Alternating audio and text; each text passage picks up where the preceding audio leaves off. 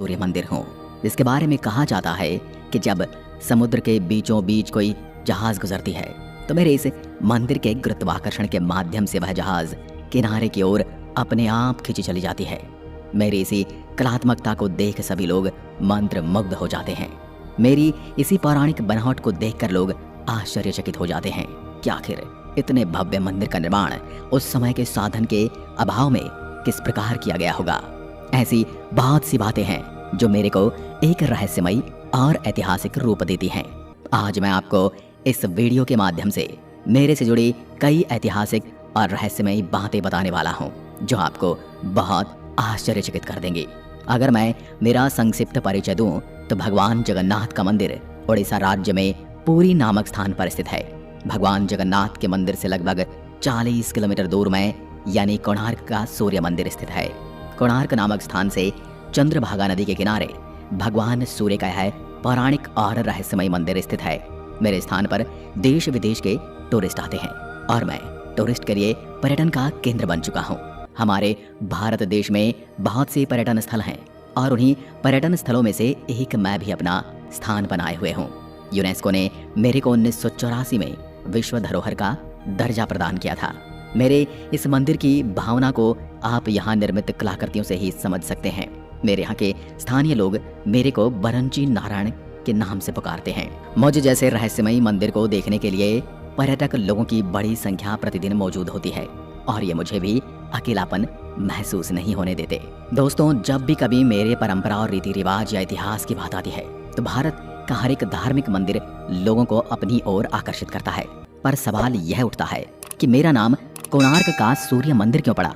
इसके पीछे क्या रहस्यमयी कहानी हो सकती है? अगर आपको पता है तो कमेंट करके जरूर बताएं।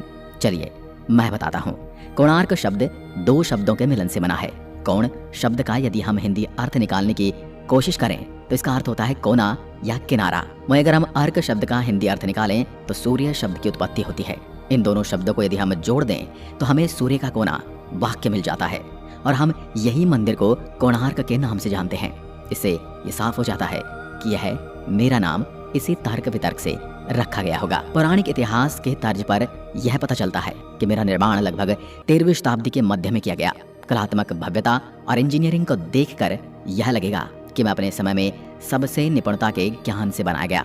पौराणिक कथाओं के अनुसार मेरा निर्माण कार्य गंग वंश के एक महान शासक राजा नरसिंहदेव प्रथम ने लगभग अपने शासनकाल के दौरान 1243 से 1255 ईस्वी के बीच में करवाया था। मेरा निर्माण कार्य में लगभग 1200 कारीगर लगे थे। पौराणिक इतिहास में गंग वंश के लोग भगवान सूर्यदेव की आराधना किया करते थे और यही कारण है कि मेरे निर्माण में कलिंग शैली को भी दर्शाया गया है। कलिंग शैली की कला में भगवान सूर्य को इस प्रकार से रथ पर विराजमान किया गया है जैसे मानो वह खुद ब खुद स्वर्ग लोक से उतरकर धरती पर आ बैठे हों। मेरी बनावट इस प्रकार की गई है जैसे सूर्य देवता अपने रथ पर विराजमान होकर आगे की ओर रथ बढ़ा रहे हों। मेरे निर्माण में सभी पत्थरों को उत्कृष्ट नक्काशी के साथ उकेरा गया है। मुझे असल में चंद्रभागा नदी के मुख में बनाया गया है, लेकिन अब इसकी जल रेखा दिन ब दिन कम होती जा रही है, जिससे पता चलता है कि मुझे सूरज भगवान के रथ के आकार में बनाया गया है। सुपरिष्कृत रूप से इस रथ में धातु में बने चक्कों की जगह 12 जोड़ियां हैं जो 3 मीटर चौड़ी हैं और इसके सामने कुल 7 घोड़े 4 दाएं तरफ और 3 बाएं तरफ हैं। लेकिन दुर्भाग्य से वर्तमान समय में 7 घोड़ों में से केवल एक ही घोड़ा बचा हुआ है। मेरी रचना पारंपरिक कलिंग प्रणाली के अनुसार की गई है और मुझे पूर्व दिशा की ओर इस तरह बनाया गया है कि सूरज की पहली किरण सीधे मेरे प्रवेश द्वार पर गिरे और खौदालित पत्थरों से ही मेरा निर्माण किया गया था। वास्तविक रूप में मैं एक पवित्र एवं धार्मिक स्थान हूँ। मेरी ऊंचाई 229 फीट यानी कि 70 मीटर की है। मेरे इस मंदिर में भगवान सूर्य देव की 3 प्रतिमाएं बनाई गई हैं जो एक ही पत्थर द्वारा निर्मित की गई हैं। मेरे से जुड़ी पौराणिक कथाओं की बात करें तो भगवान श्री कृष्ण के पुत्र सांब को कुष्ठ रोग से पीड़ित होने का श्राप मिला था। तब ऋषि करक ने भगवान कृष्ण के पुत्र सांब को कुष्ठ रोग निवारण हेतु मित्रवन में चंद्रभागा नदी के तट पर भगवान सूर्य की आराधना करने का मार्ग बताया था।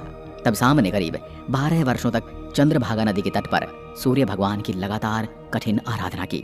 भगवान सूर्य सांब के तप से प्रसन्न हो जाते हैं और उनको कुष्ठ रोग से मुक्त कर देते हैं। तभी कहा जाता है कि सांब ने चंद्रभागा नदी के गर्भ में मेरा निर्माण कराया था। मैं पूरी तरह से भगवान सूर्य को समर्पित हूँ। कुछ दंत कथाओं के अनुसार मेरे शीर्ष पर एक चुंबकीय पत्थर रखा हुआ था। कहा जाता है कि चुंबकीय पत्थर का इतना प्रभाव है कि समुद्र से गुजरने वाली प्रत्येक पानी की जहाज मेरी ओर अपने आप ही खींची चली आती थी। इसी वजह से प्रत्येक यहाँ से गुजरने वाले जहाज को भारी नुकसान उठाना पड़ता था और वह अक्सर अपने रास्ते से भटक जाया करते थे। कहा जाता है कि जो भी समुद्री नाविक अपनी जहाज को लेकर मंदिर के रास्ते से गुजरते, उनको चुंबकीय दिशा सूचक यंत्र अपनी दिशा को सही से नहीं बताता था और वह दिशाहीन हो जाते थे। इसलिए कहा जाता है कि कुछ मुसलमान नाविक इस पत्थर को निकालकर अपने साथ ले गए थे। मेरी ख्याति उत्तर में जब मुगलों तक पहुंची तो उन्होंने मुझे नष्ट करने में कोई कसर नहीं छोड़ी। 16वीं सदी के मध्य में मुगल आक्रमणकारी ने मेरे आमलक को नुकसान पहुंचाया व कई मूर्तियों को खंडित कर दिया, जिसके कारण मंदिर का परित्याग कर दिया गया। इससे हुई उपेक्षा के कारण मेरा शरण होने लगा।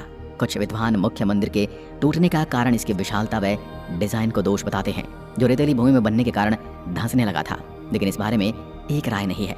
कुछ का ये मानना है कि मंदिर कभी पूर्ण नहीं हुआ, जबकि आईने अकबरी में अबुल फजल ने मेरे इस मंदिर का भ्रमण करके मेरी कीर्ति का वर्णन किया है। वहीं कुछ विद्वानों का मत है कि काफी समय तक यह मंदिर अपने मूल स्वरूप में ही था। ब्रिटिश पुराविद फर्ग्यूसन ने जब 1837 में इसका भ्रमण किया तो उस समय मुख्य मंदिर का एक कोना बचा हुआ था, जिसकी ऊंचाई उस समय 45 मीटर बताई गई। कुछ विद्वान मुख्य मंदिर के खंडित होने के कारण प्रकृति की मार तथा भूकंप व समुद्री तूफान आदि को मानते हैं, लेकिन इस क्षेत्र में भूकंप के बाद भी निकटवर्ती मंदिर कैसे बचे रह गए, यह विचारणीय है। गिरने का अन्य कारण मेरे में कम गुणवत्ता का पत्थर प्रयोग होना भी है, जो काल के थपेड़ों व मेरे भार को सह न सका। किंतु एक सर्व स्वीकार्य तथ्य के अनुसार समुद्र से खारे पानी की वाष्पयुक्त हवा से लगातार थपेड़ों से मंदिर में लगे पत्थरों का क्षरण होता चला गया और मुख्य मंदिर ध्वस्त हो गया। आज यह प्रभाव सर्वत्र दिखाई देता है। मंदिर को रथ का स्वरूप देने के लिए मंदिर के आधार पर दोनों ओर एक जैसे पत्थर के 24 पहिए बनाए गए। पहियों को खींचने के लिए 7 घोड़े बनाए गए। इन पहियों का व्यास 3 मीटर है। मंदिर के डिजाइन व आकरण में उस समय के सामाजिक व सांस्कृतिक परिवेश को ध्यान में रखा गया। आधार की बाहरी दीवार पर लगे पत्थरों पर विभिन्न आकृतियों को इस प्रकार से उकेरा गया कि वो जीवंत लगे। इनमें कुछ स्थानों पर खजुराहों की तरह कामातुर आकृतियों तो नहीं, पर नारी सौंदर्य, महिला व पुरुष वादकों व नृत्यों के विभिन्न भाव भंगिमाओं को उकेरा गया है। इसके अलावा मेरे यहाँ मानव, पेड़ पौधे, जीव जंतुओं के साथ पुष्पीय व ज्यामितीय आकरण भी हैं। मंदिर का महामंडप चबूतरे सहित कुल 39 मीटर है। इसकी विशालता के मुख्य मंदिर की ऊंचाई का अनुमान लगाया जा सकता है, जो संभवतः लिंगराज व पुरी से भव्य रहा होगा। पुरातत्ववेता महामंडप के पीछे मेरे रेखा मंदिर व ऊर्ध्व मंदिर की ऊंचाई 65 मीटर तक मानते हैं। मेरे भग्न मंदिर के एक और 3.5 मीटर ऊंची सूर्यदेव की मूर्ति बेहद आकर्षक है। इस मंदिर की मूर्तियां लहराइट, क्लोराइट और खोंडोलाइट नाम के पत्थरों से बनाई गई हैं। कोणार्क में ये पत्थर नहीं पाए जाते, इसलिए अनुमान लगाया जाता है कि नरसिंह देव ने इसे बाहर से मंगवाया होगा। इस मंदिर के 3 हिस्से हैं: नृत्य मंदिर, जगमोहन, गर्भगृह। मंदिर का महामंडप बेहद आकर्षक है, जिसका शीर्ष पिरामिड के आकार का है, जिसमें विभिन्न स्तरों पर सूर्य, चंद्र, मंगल, बुध, शनि आदि नक्षत्रों की प्रतिमाएं हैं। इसके ऊपर विशाल आमलक है। समीप ही सूर्य की पत्नी माया देवी व वैष्णव मंदिर खंडित अवस्था में है। समीप में भोग मंडप था। एक नवग्रह मंदिर भी यहाँ है। अब मैं आपको मेरी खोज और संरक्षण के बारे में बताऊंगा।